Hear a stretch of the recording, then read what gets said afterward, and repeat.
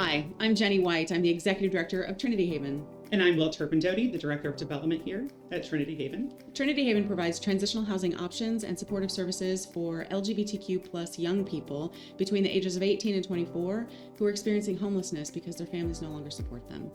And we're coming to you for our Day of Giving, which is our biggest fundraising day all year, and we need your help to continue our support and services to young people here in Indiana. On November 6th, Trinity Haven is celebrating our Day of Giving. And what that means is that we're asking for your help. We need support to help offset a loss of funding. But the good news is you can help. Individuals like you are making a real difference, and they're making up for what we're missing. We're here to thank you, but we're also here to ask you to step in and give us your support on this Day of Giving. Your hard-earned dollars, we know, go a long way for both your families, but it can also go a long way for the young people who don't have family support. They don't pay anything so that they are able to focus on their health and wellness, to heal from the trauma they've experienced by being rejected from their families, and then focusing on their education and employment so they can move on into housing that they can afford on their own. So we need your help on November 6th, which is our annual Day of Giving. You can use the QR code or text to give now. Thank you so much for your support. And if you're interested in more information about Trinity Haven, you can visit our website, which is www.trinityhavenindy.org. Thank you. Thank you so much.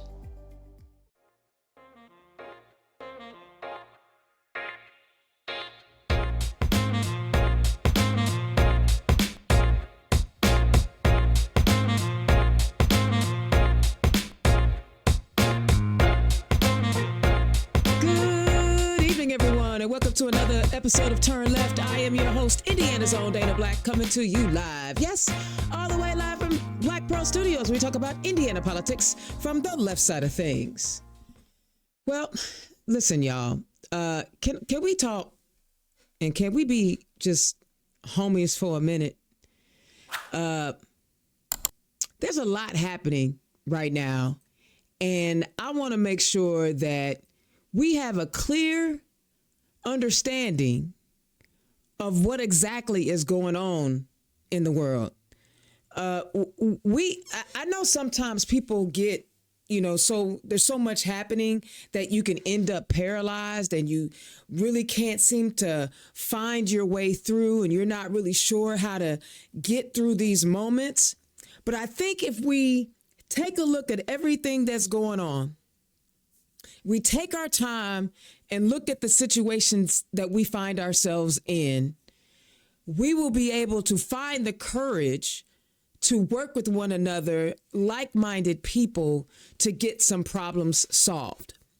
So first, I want to let you know, I was supposed to have Carla on today. Unfortunately, she couldn't make it tonight. So I am going to reschedule that conversation because I believe you need to hear from the Indiana Latino Democratic Caucus because what they are doing over there is incredibly powerful. So we are going to reschedule that. So in the meantime, Indiana's Own is just going to take some time to just, can I vent? Can I just vent for a minute? All right. So my whole show today just going to be a whole rant. The Indianapolis Star reports the pressure is mounting on Indiana's Senate Republicans, who are the roadblock to President Trump's plan to redraw the state's congressional mid-decade map. It's reached a fever pitch since Senate Pro Tem Roderick Bray, through a spokesperson, revealed publicly to Politico on October 22nd that his caucus doesn't have the votes to redistrict. Since then, a handful of local state senators who support redistricting have doubled down, and one prominent Senate leader, Chris Garton of Charlestown, made clear his positive position for the first time. Meanwhile, conservative activists from outside Indiana have vowed to come here to rally and organize against Indiana senators who oppose redistricting. On the other side, former Republican Governor Mitch Daniels has decided to weigh in with a column urging Indiana lawmakers to not redistrict. Most of the Republican senators have remained silent. The Indiana House already has the votes. The Senate needs at least 25 yeses to make the redistricting happen. Lieutenant Governor Micah Beckwith, who is among the earliest proponents of redistricting, could be the 26th vote if he's needed for a tie break. So why do they want redistricting? Well, the guy over in North Carolina who proposed redistricting for North Carolina was very, very clear. They want to redistrict so they can get more Republican seats to continue with Trump's policies. They don't care about representation or democracy. That's not what they're here for. They're here for power and control. Power and control. I want y'all to think about that. Republicans have the House in Indiana. They have the Senate. They have the governor's office. They have all the statewide offices. And they have 7 of the 9 seats that we send to Washington. And in Washington, Republicans control the House, the Senate, the White House, and they pretty much have the Supreme Court. They are all in control of all of these things. So how's it working out for America with Republicans in control of everything? Well, let's take a look, shall we? The Indianapolis Business Journal reports, in the midst of a federal government shutdown, the U.S. government's gross national debt surpassed $38 trillion Wednesday, a record number that highlights the accelerating accumulation of debt on America's balance sheet. It's also the fastest accumulation of $1 trillion in debt outside of the COVID-19 pandemic. The U.S. hit $37 trillion in gross national debt in August that year. The $38 trillion update is found in the latest Treasury Department report, which logs the nation's daily finances. Kent Smetters of the University of Pennsylvania's Penn Wharton budget model, who served in President George W. Bush's Treasury Department, told the Associated Press that a growing debt load over time leads ultimately to higher inflation, eroding Americans' purchasing power. The Government Accountability Office outlined some of the impacts of rising government debt on Americans, including higher borrowing costs for things like mortgages and cars, lower wages for businesses having less money available to invest, and more expensive goods and services. Michael Peterson, chair of and CEO of the Peter G. Peterson Foundation, said in a statement that reaching $38 trillion in debt during a government shutdown is the latest troubling sign that lawmakers are not meeting their basic fiscal duties. Okay, wait. The state senator from North Carolina and all the people are urging and encouraging Indiana to redistrict so that they can gain more Republican seats so that Trump can continue his policies. But we about to hit $38 trillion in debt because they're not meeting the minimum of their job. The basic fiscal duties. I mean, do we want more of that? Do we want more debt so that you can't get a mortgage and that you can't get a car loan if you need one? Is that what you want? Is that what we're fighting? Is that what Republicans are fighting for? Oh, no. But it gets better. Because under Republican control, the federal government is completely shut down and has been shut down for what is the second longest period of time of any government shutdown. The longest was under the first Trump administration. So now we have a second one. And it's probably going to surpass that one. And in the meantime, he tried to fire federal workers. And I want to give a big shout out to all the unions out there that said, no, we're not doing that. You're not firing people and you're going to have to pay people after the furlough is over. OK, they're not having it. They're not lying down for this nonsense. But people are still not getting paid. And already we're seeing federal workers having to go to food banks to get food. This is all under Republican control because, Make America what? So this is where we are. Let's keep going, because we want, the Republicans want to continue down this path. This is what they want, okay? The federal government sent FSSA, which is our food stamp office, essentially, notifications that y'all probably shouldn't send out those November benefits to people. Y'all probably shouldn't send those out because we ain't got no money, because we shut the government down. I'm sorry, say what? So, well, wait a minute. Really, it's food stamps? Are you talking about you're not sending food? Well, how many people in Indiana rely on food stamps? Well, approximately 610,000 men, women, and children receive benefits, which is about 9% of the population. So we already know that the federal workers are going to get food from the food banks and the food pantries. Now you got people who have just run out of SNAP benefits, and they are not going to be able to buy groceries. Because obviously they're doing such a bang-up job of running the government. See, I always wonder why people keep electing folks to run the government who actually despise the government. Republicans talk about over and over again how they hate government. They hate it until they want to snatch children out in the middle of the night and zip tie them. That's the only time they like government. Or I just don't understand why we keep electing people who keep telling you that they don't like government. And they're ruining it. They're literally ruining it.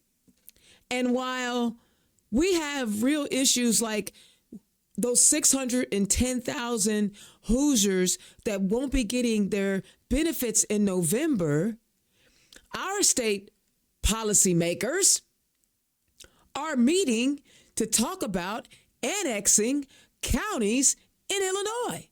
Something that will never happen.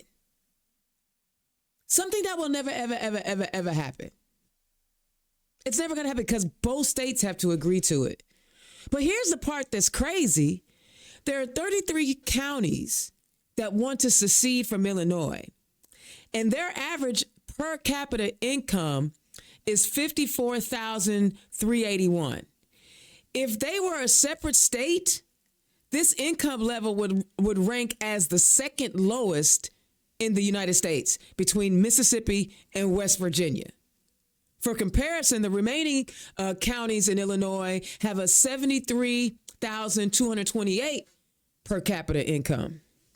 So we're not even trying to bring on more people that can pay more into our tax base. We're going to be getting the poorest counties in Illinois, something that's not going to happen.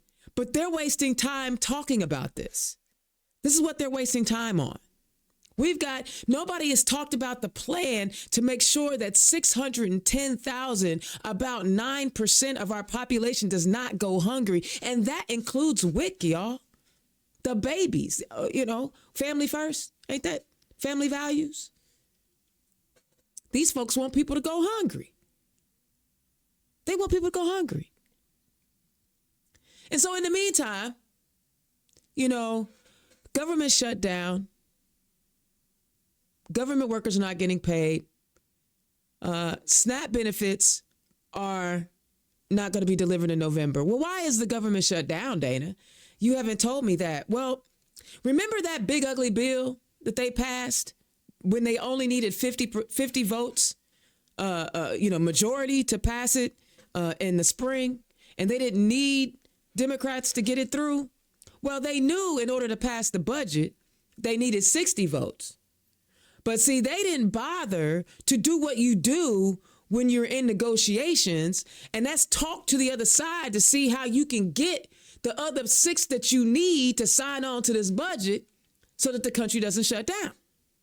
They thought that they would just be able to run roughshod over the entire Democratic Party.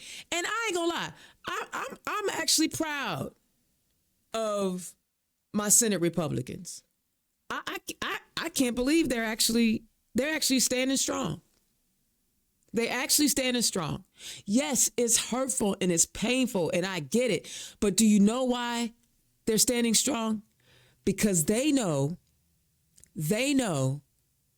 that without the Obamacare, ACA, supplemental income supplements, that people's health care premiums will go through the roof.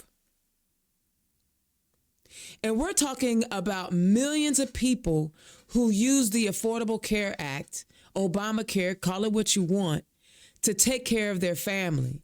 They're business owners who they maybe they just may be their own person, a sole proprietor, where they have their own business, they make enough money to sustain themselves, and they get the insurance through the portal. Their insurance will go up, right? Their insurance is going up. And Democrats are saying, listen, talk to us. Because you passed that big ugly bill that stripped those subsidies so that you could give huge tax breaks to millionaires, right? To millionaires, there are going to be millions of people that suffer, and it's not going to happen on our watch. So that's why there's a shutdown, because Republicans weren't smart enough to say, oh, shoot, we need 6 more votes. We better go talk to Democrats. But they want to blame Democrats. How do you blame somebody for not going to talk to them? You just thought that they was going to bow down like y'all bow down. You just thought they was going to capitulate like y'all capitulate.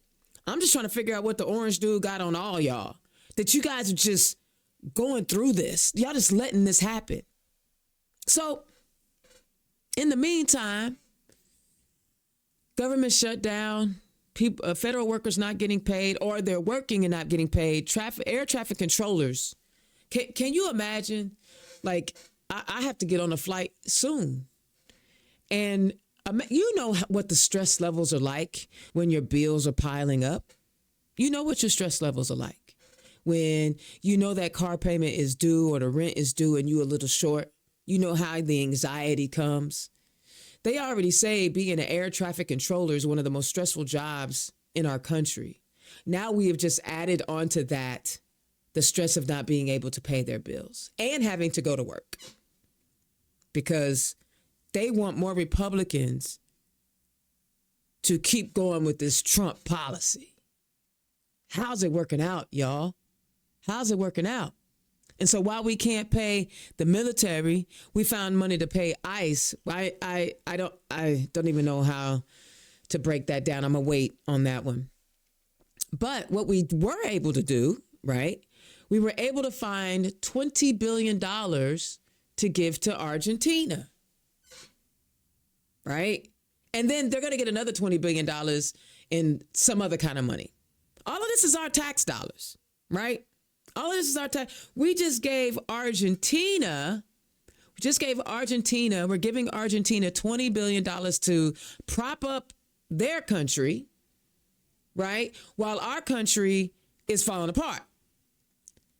Now, here's the kicker.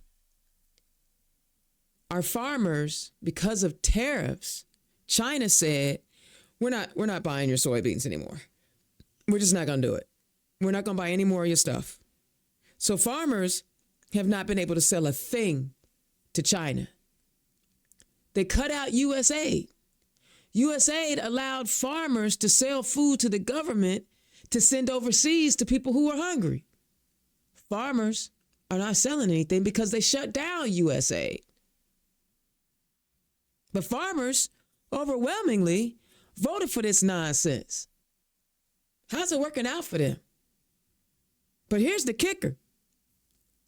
$20 billion we give to Argentina. $5 billion of that they actually owe to China. So they had to give $5 billion of our dollars to China, and then China turns around and starts buying soybeans from Argentina. Wait. I thought America first. Where's the America first? Where's the America first? You bail out Argentina and our farmers are going to go broke. And they've got people coming on television talking about, well, it'll be better next year. Yet next year they won't have a farm. Because I can just hear the farmer talking to their creditors now. Yo, I'm going to be better next year. Can I not pay this bill? That's not how that works. That's not how that works. In the meantime, let's come back to Indiana. FSSA sent out notices to all the child care providers to let them know that the amount of money that they were getting per child to care for per child is decreasing. It's decreasing because when they got that money from COVID, they didn't manage it well. So now they don't have enough money and providers have to take less. Indiana already has some of the highest child care costs in the country. And yes, we want our child care providers to pay their staff a living wage, but then you just told them, well, they're going to get less money. So now what I'm supposed to do, if I have a kid and I'm a single parent and I can't afford, the places that I was going are charging more or somehow or another, I can't afford that because they can't take any more kids. They can't afford it. What am I supposed to do? Oh, I can't work. I guess I should go get some benefits. Oh, nope. You're not getting any SNAP benefits. You see how this is cyclical? You see how all this is cyclical? But we can give $20 billion to Argentina. And then Argentina sells their soybeans to China instead of U.S. farmers selling their soybeans to China.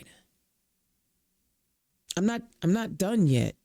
I'm not done yet because they want to redistrict so we can keep this going. This level of crazy going. Hey, did you know Kristi Noem got $170 million for 2 private jets? Say what? Why does she need 2 private jets? She can only be in one at a time. Why she need 2? And she's terrible at her job anyway. She should catch a bus. She should catch a bus. And, the Orange Menace said, I want to put this picture up because it hurts my heart. Not as much as, this is a picture of the East Wing that has been demolished. The man went in and demolished the people's house without actually getting authorization to do it. But this is, he says he's the president of law and order, but he break every law that's on the books. And Kristi Noem got $170 million for her 2 private jets. And this clown, after saying he is building his ballroom, said he's going to sue the DOJ for $230 million. Do y'all realize that all of that is our tax money? He wants to sue the Department of Justice because he didn't like the fact that they went down to Mar-a-Lago to get those classified documents he wasn't supposed to have. $230 million. $230 million. He literally said, I'm going to sue myself. And then he lied and said he was going to give it to a charity. He got busted for defrauding a charity. What makes you think he's going to give that money to charity? And here's the thing. When I see Mike Johnson and Mike Braun and Micah Beckwith and Todd Rokita and all these simpletons bending over backwards to appease this clown, why? What is it? He is tearing our country apart, literally. Look at the picture. Look at the picture. He is tearing our country apart. He is doing everything he can to destroy each and every one of you because he does not care about you. He doesn't care about your family. He doesn't care about anything but him and his people. And when you cross him, look what he'll do. Look at what happened to the FBI director. Used to be his homie. The former security director, advisor, used to be his homie. He got indictments on them. this I don't understand. I do get that there's a difference of opinion when it comes to how we govern this nation. I get that, but this is not governing. This is destruction. This is the tearing down of all the systems and all the norms. No, not all of those systems and norms were perfect. Hell, I'm a whole gay black woman. I know some of this mess wasn't perfect. Shoot. And if I was getting robbed, at least they tried to hide it better. At least we had boom in our economy. But this guy, this whole thing, like when it's all written and we come after y'all for destroying our country, what are you going to say? No wonder you're trying to get all the people in the Palestinians in Gaza out of Gaza so you have a place to go when we come for you. You're literally trying to commit genocide and ethnic cleansing in Gaza. Listen, I don't hate on Israel. I don't hate on Jewish people. But y'all know dropping bombs on babies ain't never good. Israel got bombs that we supplied them, and the Palestinians have rocks. Now, I understand Hamas got a few things. And no, Hamas shouldn't have done what they did. But how many lives have to die in Palestine? But that's what they're trying to do. They're trying to build a Mar-a-Lago in Gaza. It ain't even about the Israelis. It really ain't. It's about that waterfront property they want. And I thought you was going to end the Ukraine war. Thought you was going to end it on day one. In fact, I thought you said, I'm going to end it before I get into office, because that's how bad I am. Poon said, I ain't having none of that. Go away. Go away, little boy. Shoe fly, you bothering me. This is where we are. This is not the worst America's been through, because we've been through a civil war. We had 400 years of chattel slavery and women weren't allowed to vote. I mean, there were a lot of things that have been worse than this.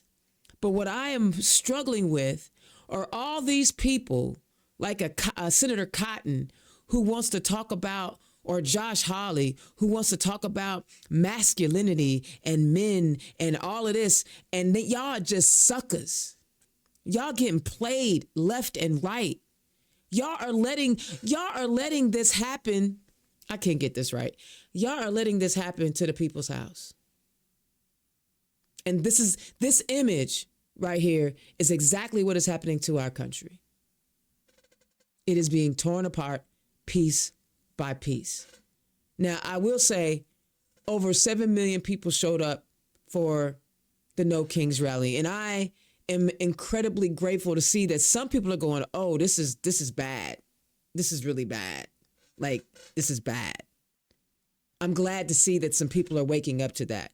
I didn't attend the rally because I had some other things to do, and I did my No Kings rally before the election. I was begging people to stop doing the circular firing squad and let's work together to flip some seats. Stop arguing with each other over, am I a progressive or am I liberal or am I a blue dog? And let's work together to get some things done. Let's rally around the person who's in the general election. I understand that we have some problems in our party, but the problems that we have in our party will not compare to what happens when all of this blows up. It ain't gonna matter what party. It's not gonna matter. So y'all can, we all believe in relatively the same things. And we all have different types of personalities. So we can have people that can be out front and we can galvanize young people. We got people who can be out front and galvanize black people. We got people that can galvanize gay people and women. Shoot, we got that. But y'all got to get y'all's heads out y'all's behinds and stop arguing with each other over dumb stuff. Yeah, I said it. Because we have what it takes. There's a momentum right now. 7 million people showed up to voice their concern. We should have, I know I did. We should have been rallying those people, finding out what they want to do to help flip seats in 26. I know I did. I went to a town hall as vice president of Indiana Democratic African American Caucus, I went to a town hall out in Pike with Representative Cherish Pryor, Senator J.D. Ford, and Senator Taylor, and the room was packed. And by the time the night was over, I had introduced myself because they asked the question, what can we do, and who is motivating us, and who is galvanizing us, and who is organizing us? And I said, hey, I'm with an organization, IDAC Indy. I got a woman who is 83 years old. She said, Dana, I can't drive around, but I'll phone bank for you. Heck yeah. That's what I'm talking about. What are you doing to bring people to the table? Are you just sitting around moaning and groaning about what ain't right? Or have you offered to help fix what ain't right? I know I have. When I lost the county party chair race, I had a meeting with Mila, and I said, Mila, here's how I can help you. I'm not mad that I lost. I'm ready to get busy. You the chair, let me work with you. Or are you just screaming and hollering about how bad somebody else is? Won't you help them? Y'all so ready to fight each other instead of fighting the people who is tearing our house down. We're not always going to agree on stuff. You know, I'm not happy about the data centers that are coming in Marion County. Heard tell, there might be one coming up in Pike. Heard tell. We're still trying to fight this one in the Martindale-Brightwood area. I am so proud of Martindale-Brightwood for coming out and shutting down the street. And I have not had a chance to talk to my city county councilor, Ron Gibson, to find out what his views are. But one thing that I know as a person who has 3 degrees in technology, 3 of them, I recognize the dangers of having AI data centers in our communities. These people who want to build these AI data centers have enough financial resources that they can build it anywhere and create their own energy sources and not take ours and make our prices go up. Not to mention, we having to fight AES. Representative Pryor gave us some great information about how AES is looking to sell. And so they're trying to make their company look better. So they're trying to raise the rates on us so they can increase their profits, not to improve infrastructure, not to give us better quality of service, but literally just to increase their profits. Guys, we can continue on this road of let's fight each other, let's argue with each other. Yeah, I recognize things are not perfect. I get it. But I tell you what, all y'all that want to fight, y'all go ahead. If you want to get down with how do we move things forward, there were over, 60,000 people that showed up to rally in Indiana. If you one of those 60,000 people and you want to do something different and you want to help candidates get elected and you want to help raise money, reach out to me. Scan my QR code right there. I can help you do whatever it is that you need to do. I can show you how to organize. I wanted to have Carla on so bad because her and Samantha Douglas did an amazing precinct committee person training. I've got Dana and Samantha scheduled to come on next month, and they're going to tell you how to become a precinct committee person, how to become a delegate. See, we're about moving things forward. I can't litigate the past. I lost that election, but Mila, how can I help you? Megan, how can I help you? I can't spend time thinking about what ain't because they are literally tearing our house apart. They're tearing our house apart, y'all. They're tearing our house apart. And we want to fight over whether or not we need a socialist, a democratic socialist, or a blue dog. We want to fight over if it should be AOC or Schumer. Let them do that in the primary. That's what primaries are for. and people want to talk about who the party puts up and who the party doesn't put up, you still have the power of your vote. You don't have to vote for somebody if you don't like them. You do know that, right? That's why we have primaries. But once the primary is done, you got to get on the side of not tearing our house apart. I don't understand. Like, I don't get it. No, I don't like everybody in the party. No, I don't like every position in the party. No, but you know what I like? I like people being able to eat and not go hungry. I want children to be able to go to school and not worried about ICE showing up to snatch them out of their classrooms. I want people to be able to be on their boats in the Caribbean and not get blowed up. Even if they're drug traffickers, let's haul the boat in and put them on trial. We are just dropping bombs. Y'all, what are we doing? What are we doing? What are we doing? You know, I know a lot of people think that the party pays me. No, party don't pay me. Never got paid. If I think, even when I ran for office, I don't think I got any money from the party. I have to look at my campaign finance reports, but I don't think I got any money from the party. And so nobody is paying me other than Act Blue, which is my full-time job, which is to help people raise money in the democratic ecosystem. But that's not the party. That's a nonprofit.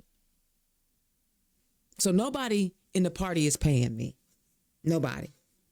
I am not a shrill for nobody. I am Indiana's own Dana Black, a 55-year-old African-American cross-dressing lesbian doing what she thinks is right. I don't always get it right. Sometimes I make mistakes and I say really dumb stuff. But the bottom line is, y'all got to figure this out. And if you want to fight about who's more D than the other person, who's more progressive than the other, y'all go ahead. But if you about building a coalition of people who want to stop the stupid and get our state and get our country moving in the right direction, reach out to me. I know every Thursday, Congressman Carson has been hosting phone bank events. I saw that there was some remote phone bank events happening, and I will post them. All this energy that you guys have, let's move it in the right direction. Let's do something positive for the people, because people are going to go hungry. People are going to lose their farms. People are going to lose their houses because they can't pay the mortgage. People are going to be struggling because hedge fund managers need their money. And Donald Trump feels like he needs $230 million because he broke the law. I know everybody don't agree with me, and you ain't got to. But if you want to get to work and accomplish some things, because here's the deal, even if the soft, baby soft, wet paper bag soft Republicans in our Senate decide that they want to redistrict, we still can win. And that is literally getting out the vote. Because here's the deal. If their policies were so good and we want more Republicans in power so we can continue with Trump's plan, then why you got to redistrict? Why you got to change the lines? Why you got to cheat to win? If your policies are so fantastic, let people vote on them. Let people vote on them. But y'all not trying to do that. Guys, I need y'all. I need your help. I can't do this by myself. If you want to get down with the African American Caucus, let me know. If you want to get down with Indiana's Own, let me know. If you want to get down with the Marion County Party, whatever you want to do. Whatever you want to do. If you want to help a candidate in 26, let me know. Scan my QR code. It has all my contact information. I'm easy to find. And let's plot. Let's plot. Because we're already behind the 8 ball. We're already behind the 8 ball. But let's get more people engaged. So by the time the filing period opens up in January, we have an army of volunteers ready to support whoever puts their name on the ballot. Some people are not going to be primaried. So if they're not going to be if they're running in a primary for a general election where a Republican holds that seat and there's no other person running, let's get behind them and help raise money so they can stack those chips. By the time it's time for the general election push, they'll have some money, right? If there's no other candidates. Get with people like Christine Bohm, who's up in Huntington County doing amazing things. She fills her slate every year.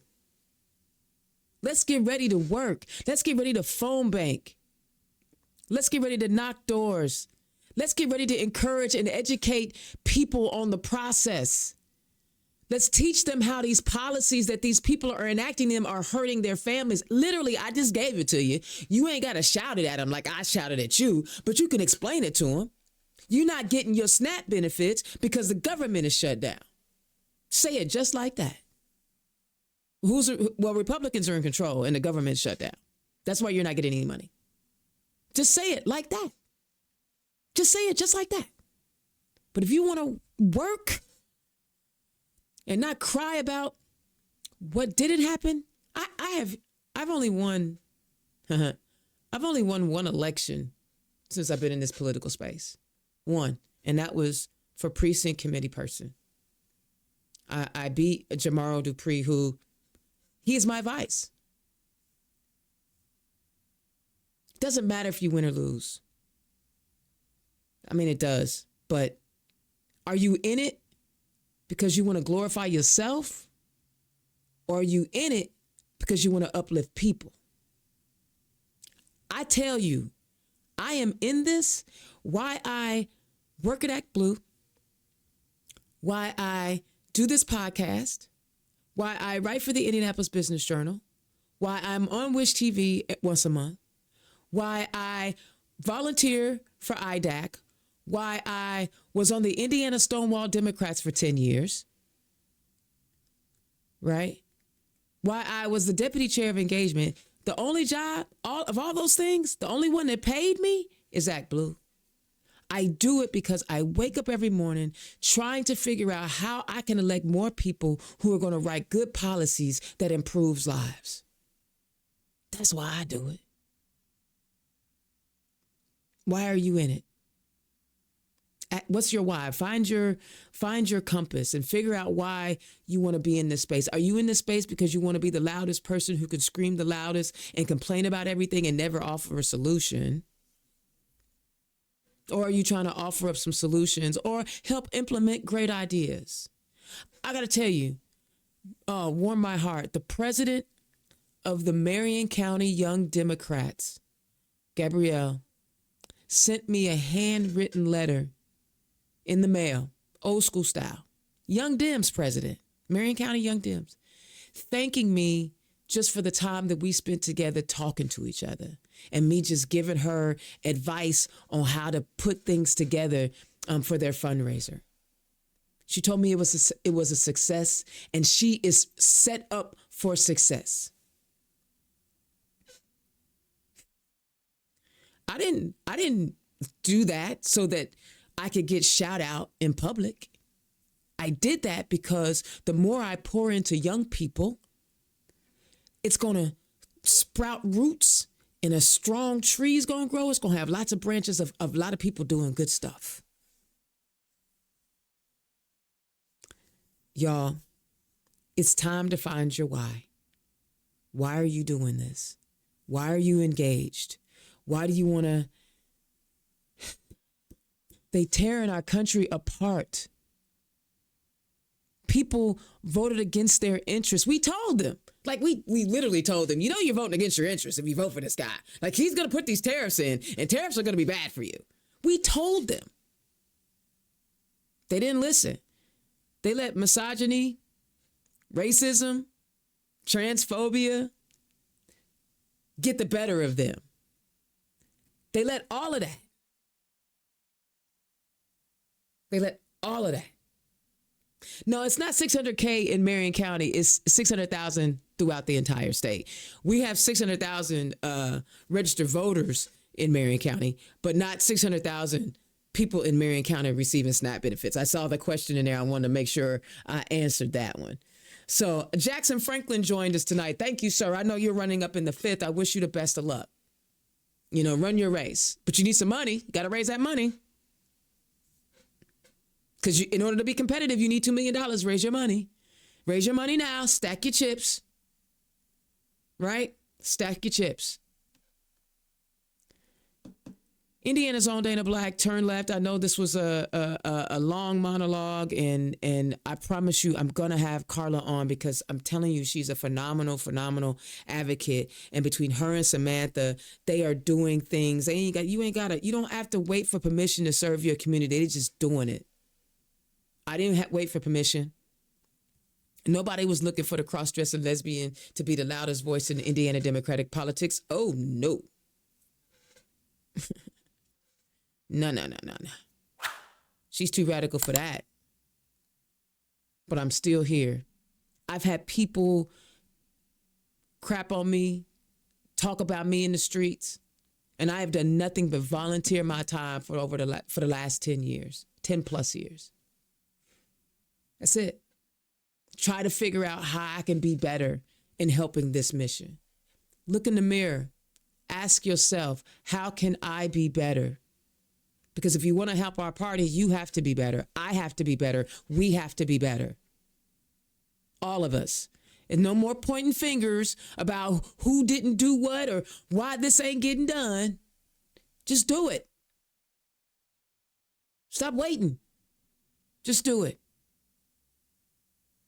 You know, just do it. Y'all, Indiana's own Dana Black. Thank you so much for tuning in and letting me rant. Yes, things are upside down right now, but if we come together and we put all of our issues to the side for a moment, we can pick them back up later. Pick them back up later and resolve them later. Right now, the clear and present danger are Republicans in every state and the White House. That is the clear and present danger, not each other. I just ran down a litany of things. We are not the problem. We have problems, but we are not the problem. All right. Scan my QR code. I look to hear from y'all. Guys, next week I will be off air. I've got to go out of town. So there will be no show, but there will be one the following week, which I'm really excited about. Who do I have on? Hang on a second. Let me tell you. Because, it's Dana and Samantha. We're going to be talking about how you become a delegate, how you become a PC, what the process is, and what the role requires of you. Okay? So tune in on November 6th, right? So we can talk to you guys about how, not just us asking you to get involved, but we're going to show you how to get involved. That's what we do. We're going to show you how. All right. Indiana's own Dana Black. Thank you so much for tuning in. I'll holler at y'all next time. Peace. Turn Left is the property of Black Pearl IT Solutions. Executive producer, Indiana's own Dana Black. Music by www.bensound.com.